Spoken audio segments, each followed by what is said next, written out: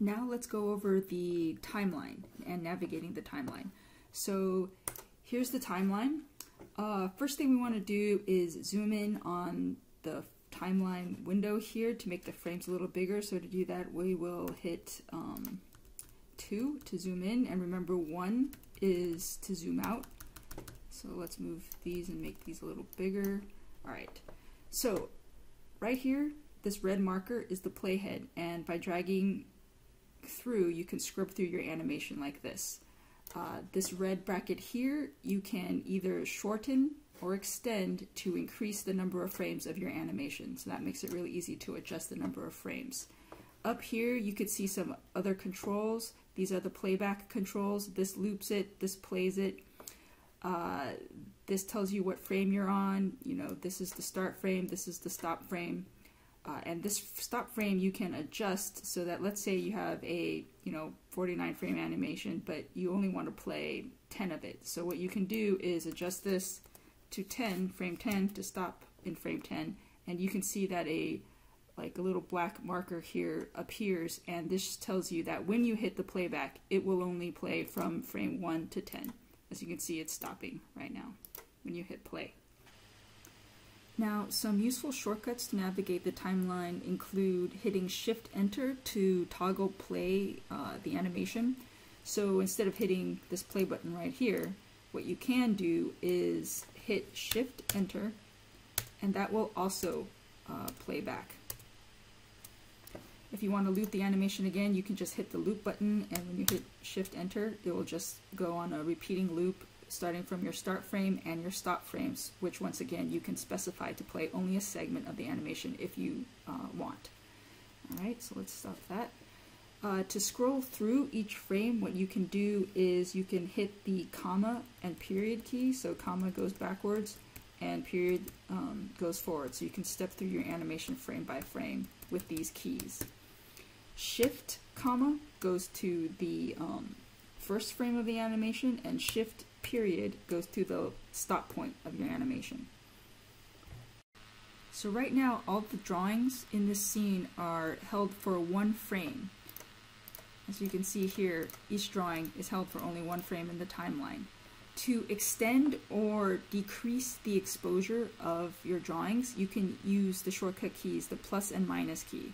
So for example, for the A key, let's say we want to extend it to 2 frames. So what I'll do is select the frame and then hit the plus key, and I will have held it for 2 frames. So you can see that the A is in frame 1 and in frame 2. Let's do the same for the B key. Hit the plus key to extend the exposure, and you could see that the B frame is also now held for 2 frames. One way to kind of tell this visually is you could see how these frames are held for 1 frame, and you can see the white borders clearly showing that, and then the white borders for the A and B drawings have 2 frames in between them.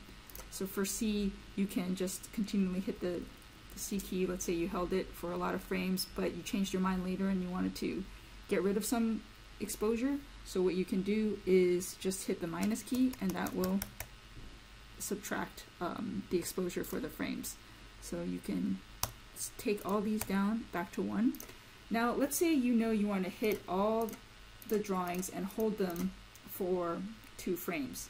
One quick way to do that is select all the frames, right click, go to exposure, and you can see the shortcuts here, but go to exposure and say set exposure to 2, and that will automatically apply an exposure of 2, or hold every drawing you have for 2 frames in all the frames that you selected. So as you can see, everything is being held for longer in this timeline right now. Let's say we want to add more letters to our alphabet animation. So right now we have A to F, and we want to add G. So what we can do is we can step to the next place in the timeline, and you can see that it's in the blank space right now, and just start drawing, and it will draw and create a frame wherever you start drawing, and it will automatically populate a frame so that now you have F and G. Let's say we want to align the letters a little bit more, so let's undo that. Oh, you can either undo that, or let's just draw that again, or you can delete frames by just selecting the frame and hitting the delete button. It's very easy to get rid of frames. But let's say we want to place it a little more accurately. There's something called onion skinning in animation, and how you activate onion skinning in Toon Boom is you can either hit the symbol right here, which is onion skin. You can show onion skin, or you can hit the shortcut key, which is Alt-O, and you'll get the onion skinning too. Here what you can do is, you'll notice that around the playhead there are brackets here. So you can adjust how much onion skinning you see. So you can extend all the way back if you want to and see all the frames backwards, or you can just set it so that you can see one frame ahead and one frame behind. It's really up to you, so it's really flexible. So let's say, okay, I have one frame ahead and one frame behind, but right now all I want is to align it with the F. So I will just align it with the F and maybe make it a little bit bigger, the brush size, and align it like that. So again, to create a new frame or drawing, if I want to extend it, I'll GH, I guess, I, and we can go on, and you can see how the onion skinning is showing what's before and behind as I've set it. So now we've got the alphabet up to I, but let's say we want to add something in between frames we've already put down. So let's say we want to add something in between the B and the C drawings. So in order to do that, what you can do is you can hit Shift J to add a blank space before the playhead. So as you can see here right now, between B and C, there's now a blank frame for that's available to be drawn in. If you want to turn on onion skinning to see where you are, the drawings before and behind, you can. And let's say what we want to do is, I don't know, do a B and a lowercase b, right? And you can see that now after creating a space for it with Shift J, let's turn off onion skin so you can see this more clearly. There's now B, BB, and then C. So once again, let's say we wanted to do the same thing between C and D, right? We wanted to add an upper and lowercase c. So what we want to do is go to the point where we want to insert a blank frame, and I will hit Shift J to insert that. I'll hit Alt-O for an onion skinning so I can see what I'm doing, and I will create a new drawing in between.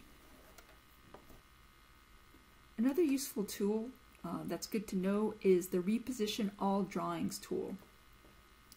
So let's say you have an entire animation done, and then you realize that instead of having it here, you want it, I don't know, more to the right.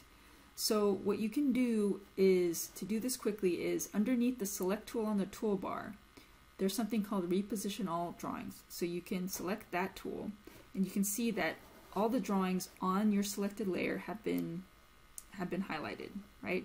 And now what you can do is just grab it and move it to wherever you want in your field of view, and it will automatically move every frame in that layer that you've selected. So it will reposition all drawings like it, so it says what, or it does what it says it will. And that can be a useful tool in your animations. The only other thing that I really want to tell you guys is how to add other layers. So basically, an easy way to do that from the timeline is under here for layers. You can add go to this plus sign, and you have an option of several different types of layers. Most of the time when you're doing your rough animation and whatnot, you'll just add another drawing layer. So you hit drawing, you can add and close, or you can keep adding layers if you want to add a bunch of layers at once. But basically, you know, to add a layer, it'll do this. If you have a duplicate name of the layer, it will just add a -1 or -2 if they all have the same name.